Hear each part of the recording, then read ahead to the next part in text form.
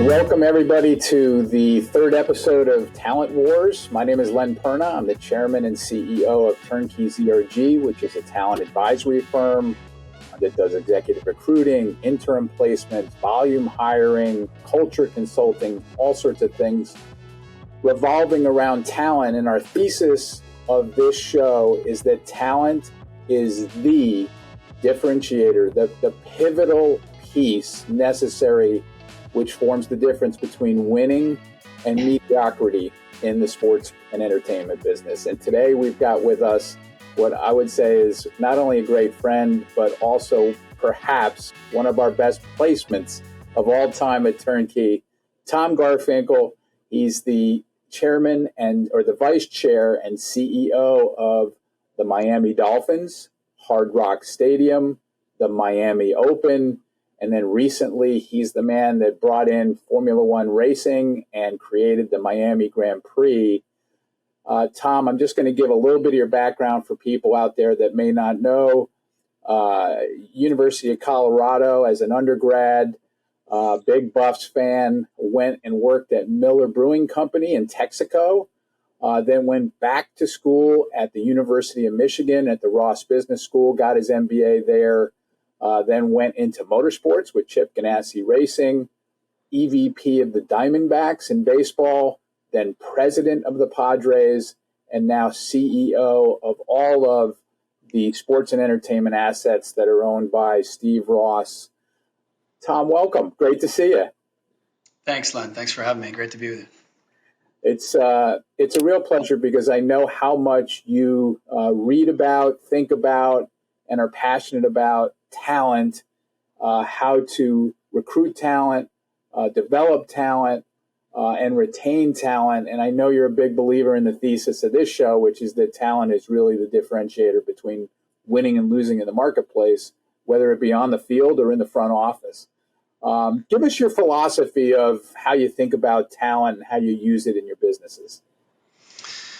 Well, first of all, thanks for having me on. It's fun to be here with you. You know, we've known each other a long time, and you're right. I think, as I actually have a sort of operating model slide that I put together that it starts with people, then there's an arrow that goes to process, and an arrow that goes to results.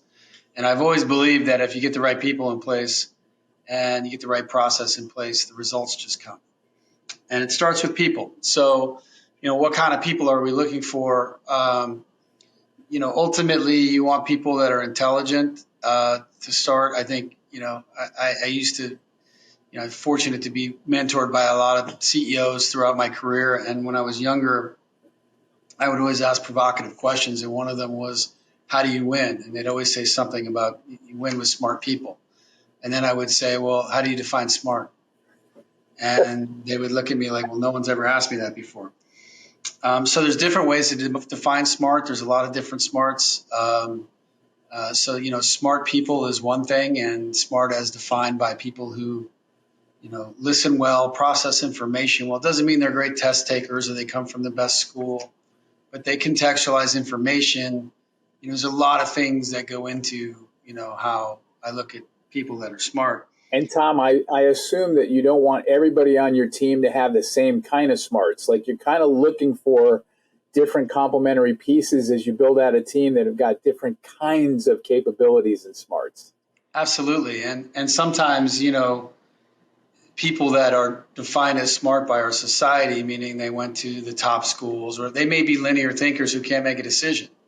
They're really smart in the context of how they took tests or got grades, but they may not be smart in other ways. So absolutely, there's actually, like, depending on what you read, 7 or 9 different types of intelligence. And so you look for different types of intelligence. But I want people who are open-minded.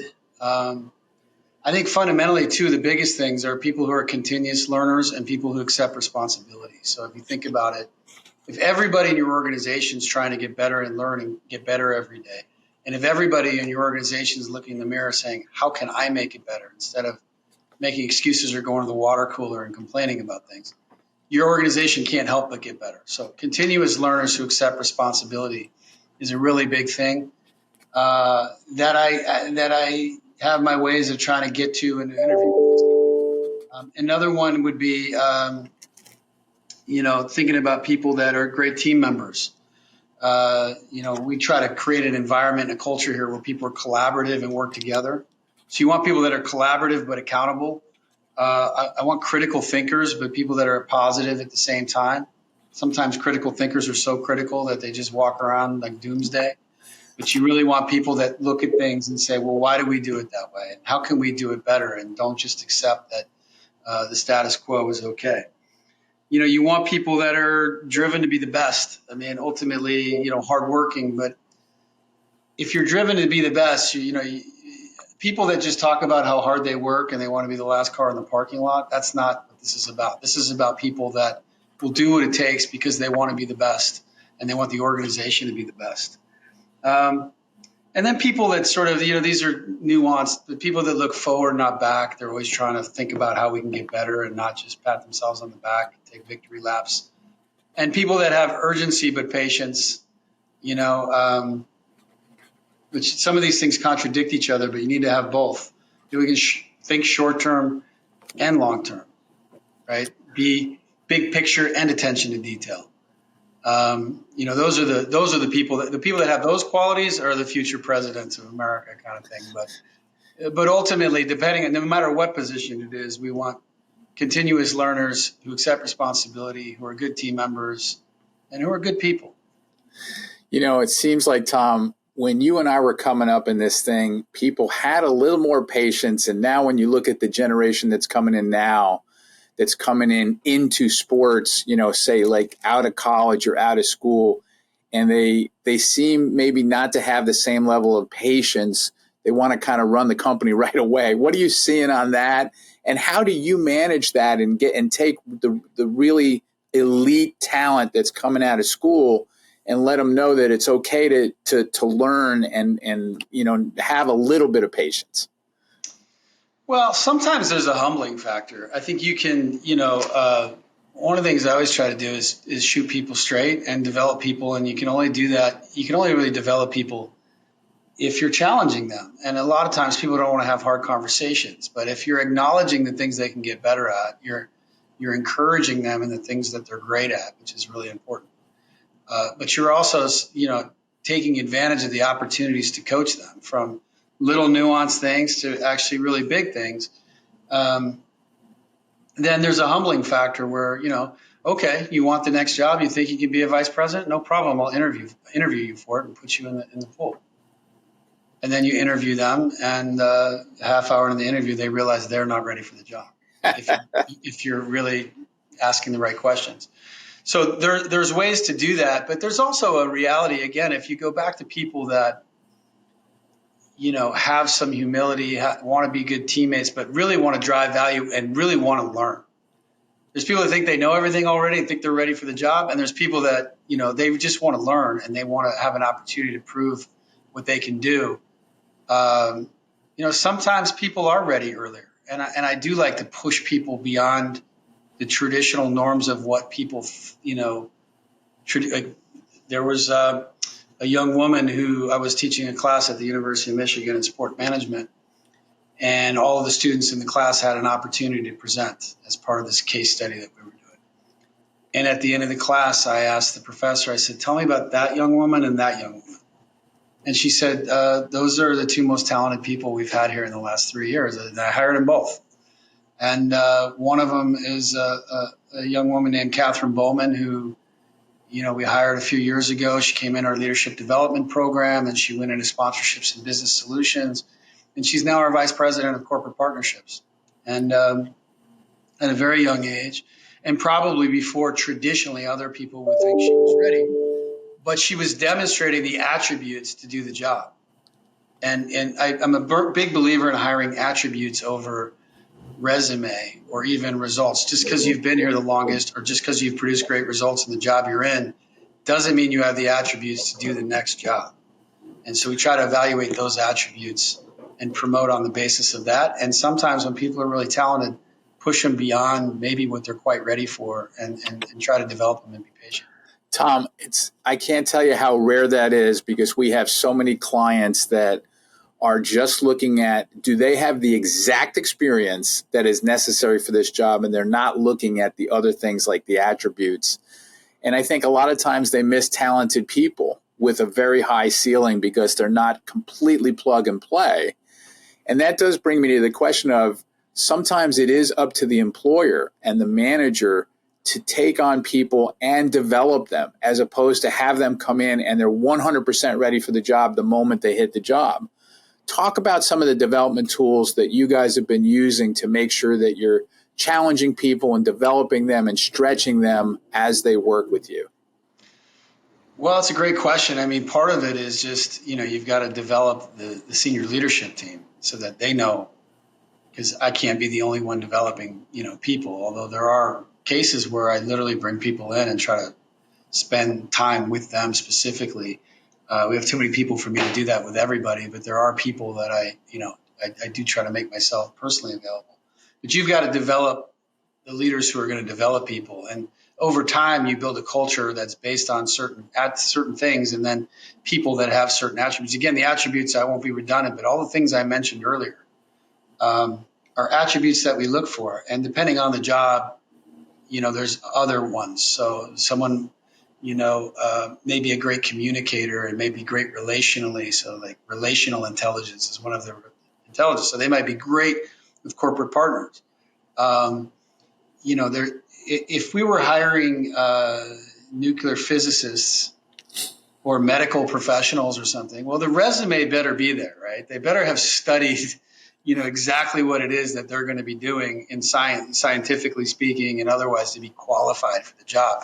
You don't want someone who's really great at math to go build you a rocket if they haven't studied aeronautical engineering. It's a little different what we do. You can take somebody who has those qualities and attributes and teach them how to do, the jobs, most of the jobs that we have here. So you were kind enough to invite me down to Miami at one point, and I attended a day-long session that you put on with your senior team and beyond your senior leadership team. And I remember what an amazing experience it was to be in that room and see how people reacted to the program that you've put in place, which is having people sort of do a 360 for their colleagues. You want to talk about that a little bit, and are you still doing that?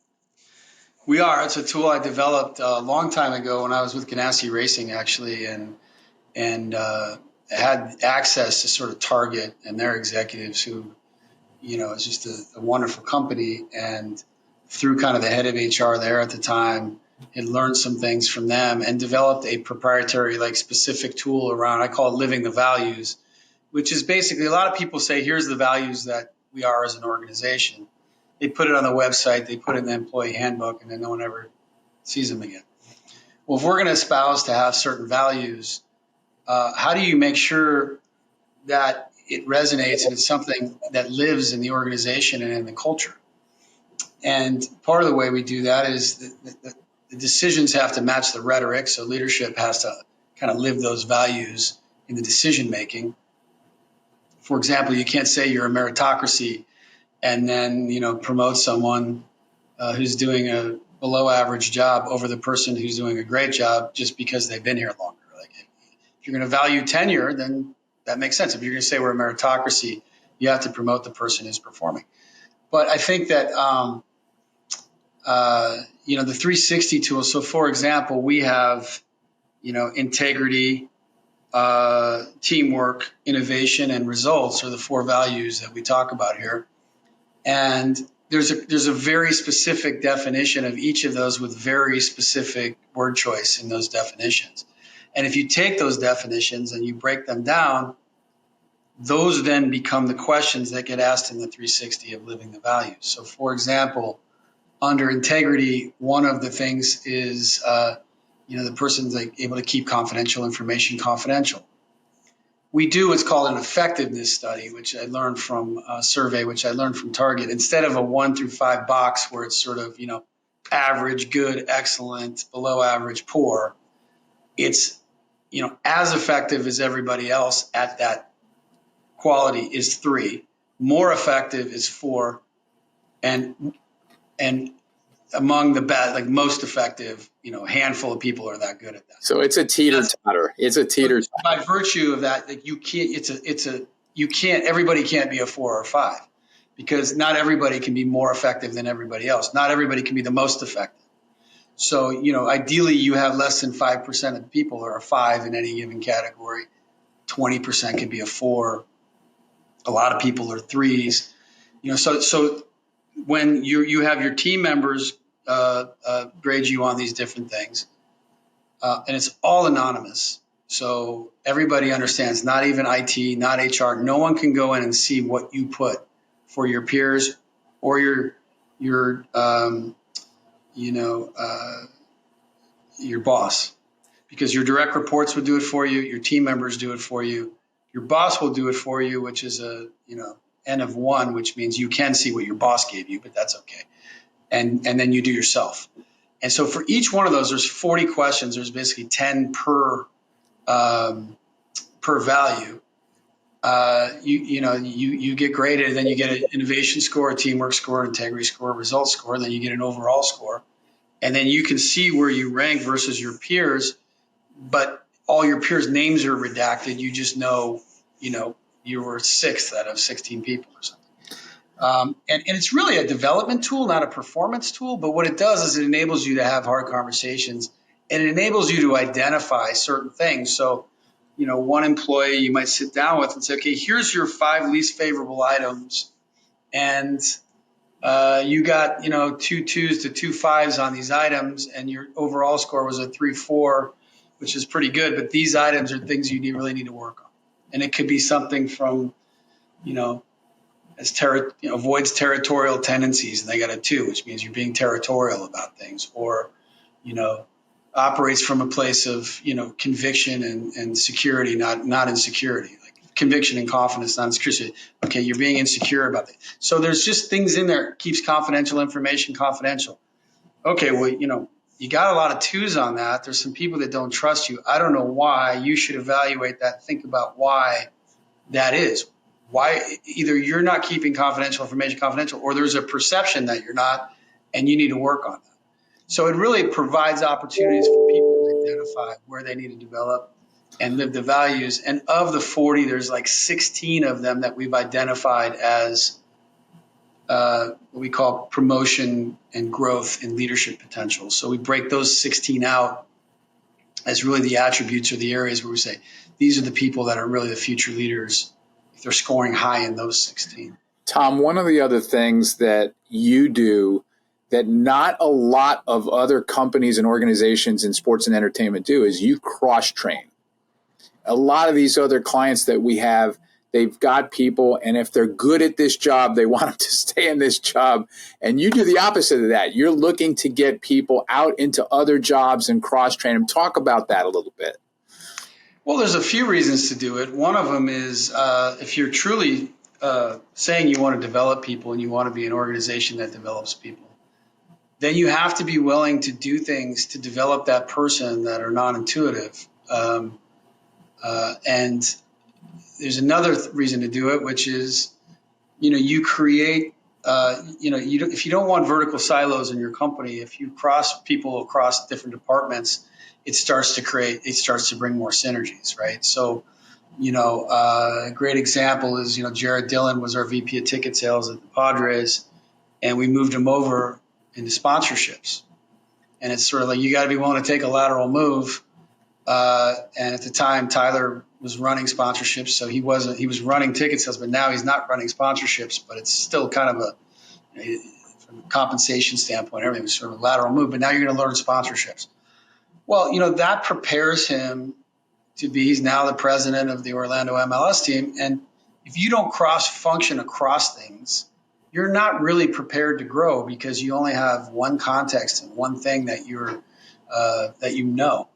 have to really learn to grow. And if they're demonstrating the attributes to do more, you can teach them that other discipline. And so we try to do that. We try to grow people. And if there aren't opportunities for them to grow here and there's somewhere else they can go, that's okay. As long they could be here 3 years or 5 years and really create a lot of value, and then they move on to somewhere else, And that's happened here several times. Dave Baldwin's now the president of the MLS team in Chicago. Or you're mentioning all the great placements that we've done. Dave Baldwin, Eric Grubner, I hired. He was a lawyer out of Gibson Dunn when we bought the Padres. We hired him to be general counsel. I gave him more responsibility to include the ballpark, HR, then IT, and slowly grew into a COO. He's now the CEO, and he's doing a fantastic job. So, you have to kind of understand different disciplines. And, one of the things I say, and this is something I came up with, there's 5 kinds of presidents in sports.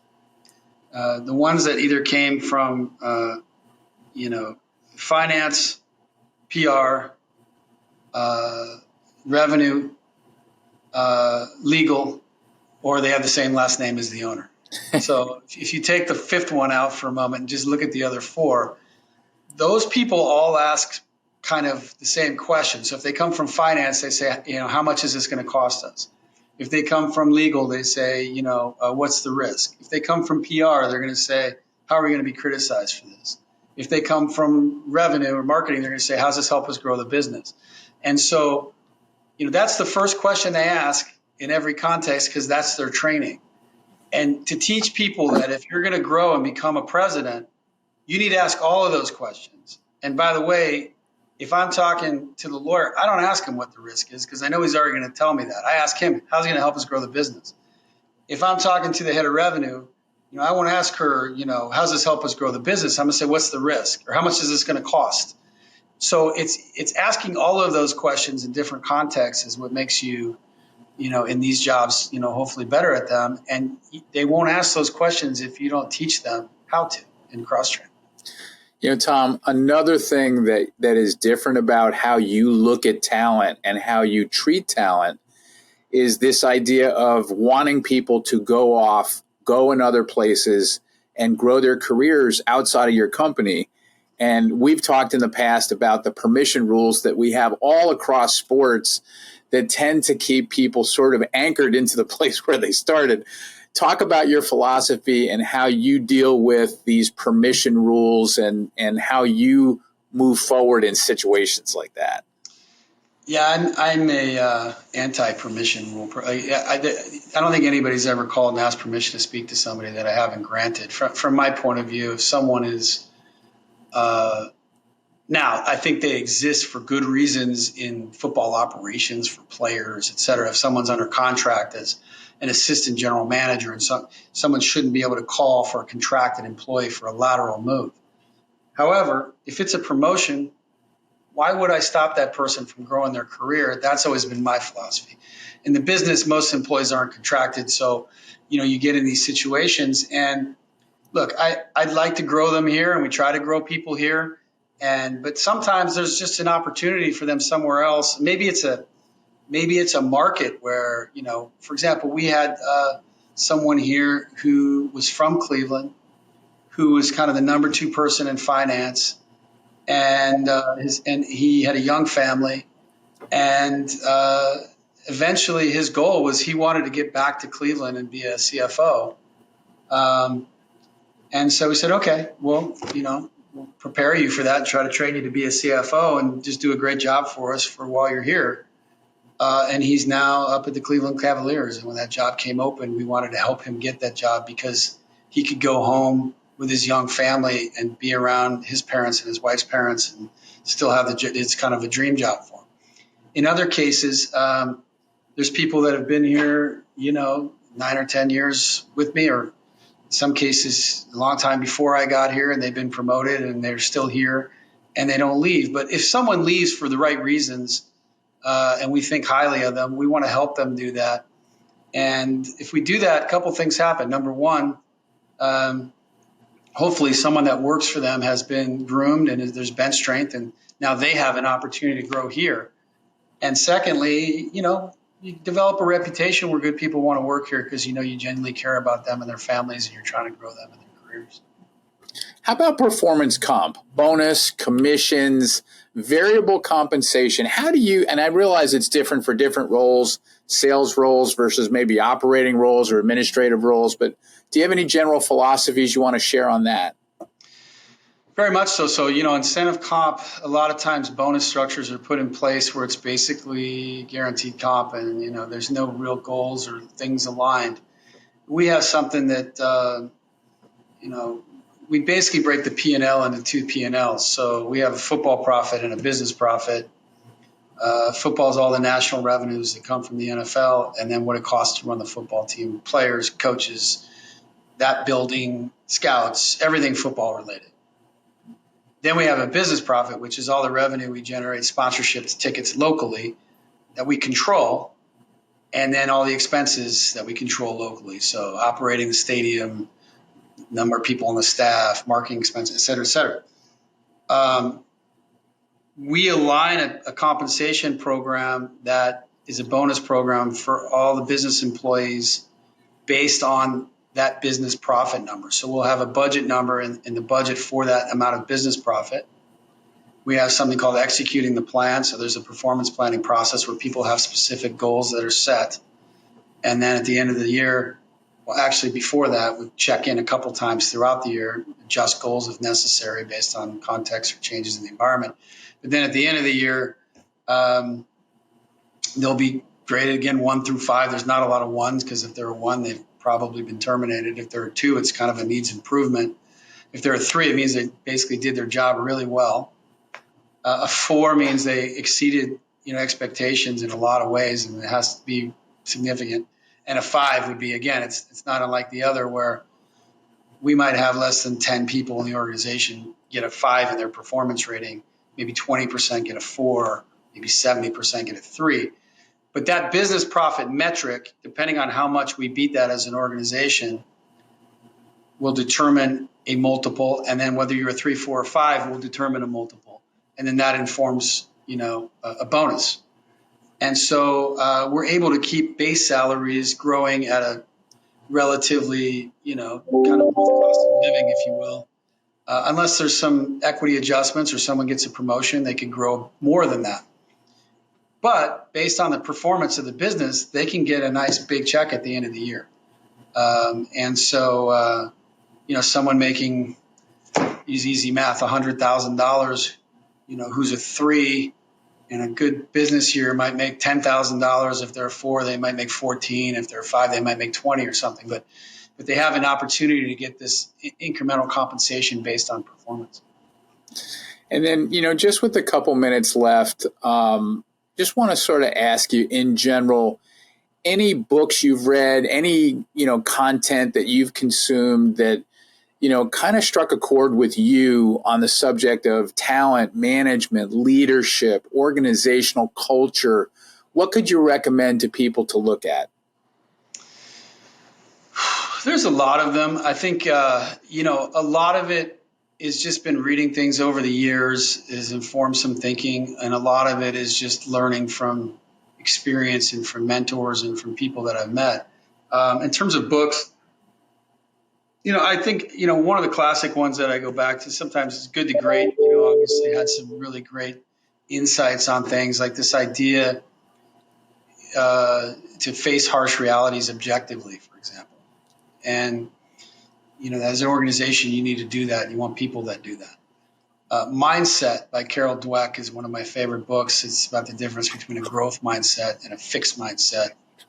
And you really want people with growth mindsets. I think one of the worst things you can say to me in a business context is, this is the way we've always done it. Or,